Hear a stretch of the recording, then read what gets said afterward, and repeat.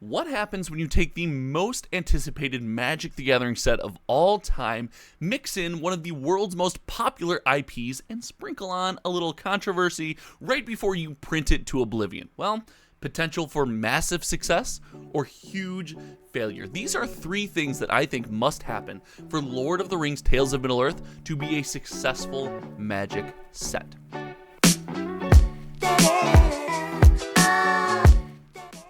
The Lord of the Rings Tales of Middle-earth might be the most highly anticipated and hyped release that we've seen for Magic the Gathering in some time, and it's safe to say regular enthusiasts like you and me are eating this product up. I track every single sold listing of sealed product on TCG Player, and we are seeing record numbers when it comes to the Lord of the Rings set. But as they say, to whom much is given, much is required, and that means that while this set has the opportunity to have massive potential and be this huge success, it also could fall flat on its face. And I think there are a couple things that must happen to make this set successful. So that's what we're going to do today. We're going to talk about the three big aspects of the Lord of the Rings Tales of Middle-earth that I think must exist and things that must happen to make this set extremely successful.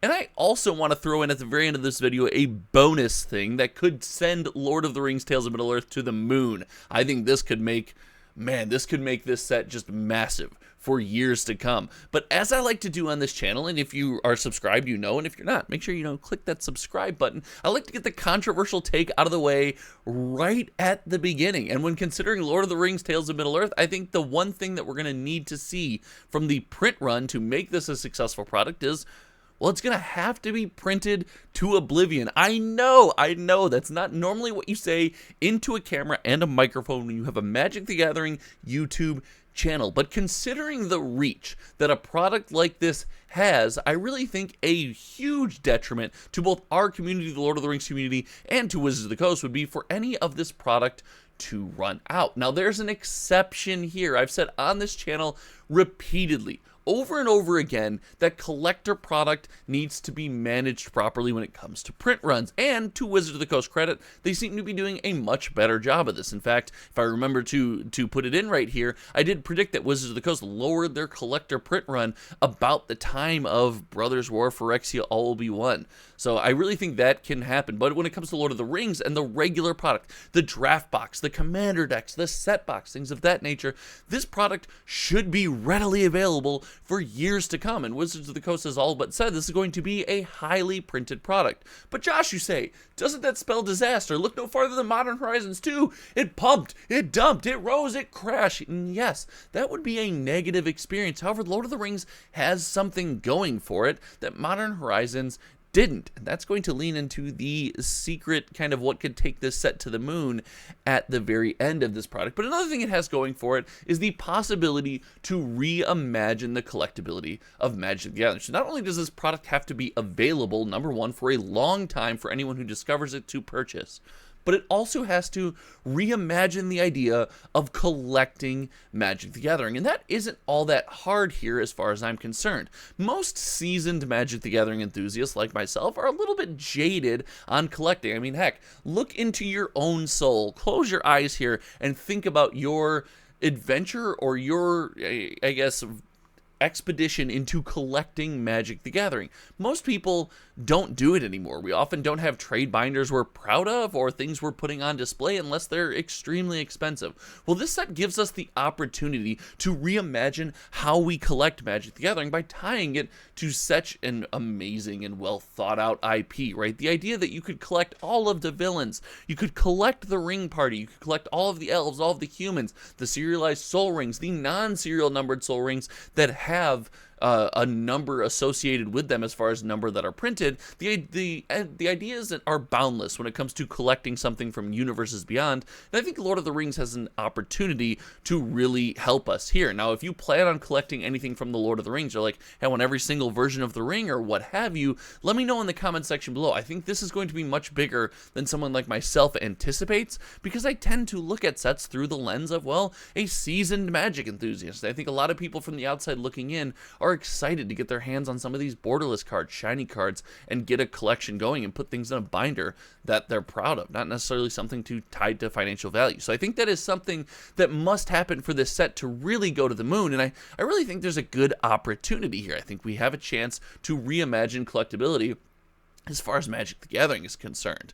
And the final thing we're going to need to happen for Lord of the Rings to be this massive success, remember Wizards said we're going to probably print more of this product, it's going to be Magic's biggest release ever, is actually a bit outside of this set's control. We see from sales data and from how people like you and I, just regular people with 9-to-5 jobs, buy Magic the Gathering, we see that after a release, our purchase trends fall way off. We often don't buy sets post their release. We pre-order up to release or buy maybe at release the product that we want. We open it, we get our fix, and because of Magic's rapid release cycle, we find that we are on to the next thing.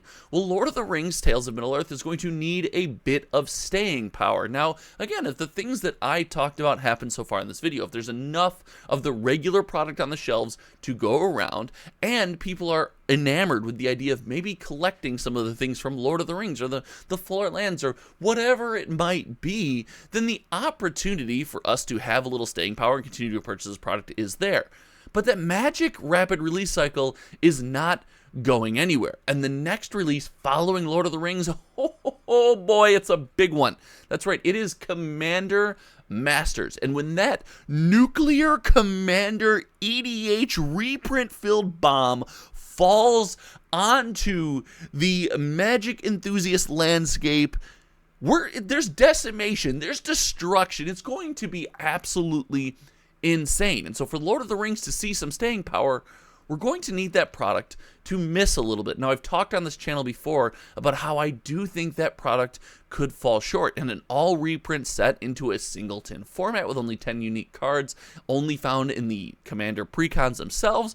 I really think we're in for a weird dynamic, but we're going to need that set to come out to a slow start. If it doesn't, I could see many Magic enthusiasts, many Magic fans, I'm not going to say it, I'm not going full professor, not this video. I could see us kind of moving on to the next thing, and then it's hard to then revisit Lord of the Rings. I think it's easy to revisit the most previous set. We see this with March of the Machine when Aftermath was a flop. We actually see more March of the Machine sales than we would have otherwise. So we see that happening, but I really think we need some luck from Commander Masters. And listen, that's a lot to ask. I know a lot of the community, including many of you out there, are hyped for Commander Masters, so I know that's extremely unlikely. And all of these things happening in combination could make Lord of the Rings this massive success. But I used an example earlier in this video, and if you're still around, let me know, because you're about to be let in on a little bit of the secret that I think, is a reason why Lord of the Rings is going to perform better. I used Modern Horizons 2 as the example. Modern Horizons 2 came out, it's a powerhouse, a slew of cards into a popular format, and those cards are viable and playable in a litany of popular formats, but then it kind of, it pumped, and then it dumped, and there's so much of it out there, as I said in point one, that, well, it just doesn't really have any staying power, and frankly, we've had our fill, and we don't want to get our hands on it anymore.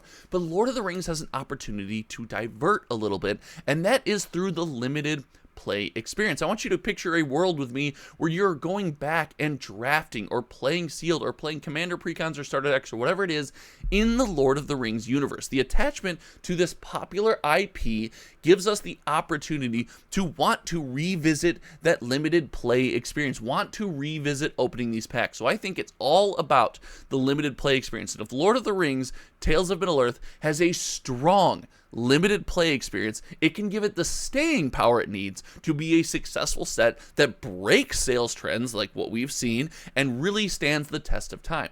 Now, if some of these things start to miss, and we have a massive Commander Masters bomb on the horizon, and Wilds of Eldraine, I think we're going to get something spicy when it comes to the reinvigoration of the standard format, which will only add value to the boxes. I think we might be in trouble. Those could be warning signs for Lord of the Rings Tales of Middle-earth. Let me know what you think about conversations like this and what you think about the Lord of the Rings release. Do you think my points are spot on? Are you just going to get in the comment section and yell at me about saying something needs to be printed to oblivion? I want to know from you in the comment section below. Thank you so much for hanging out. Oh, a little channel thing. We blew by 5,500 subs already. We are on our way to 5,750 subs. Thank you all so much. If you haven't yet, click that sub button. Make sure you stick around for Friday morning Magic. Every Friday morning we do a live stream on popular Magic topics of the week, and I think this week we might cover the controversial Aragorn take. We're going to kind of discuss that. I'll give you my thoughts on that. We will go from there, but until next time, you all know me. My name is Josh. Thank you so much for hanging out, and we will see you in the next one. Goodbye.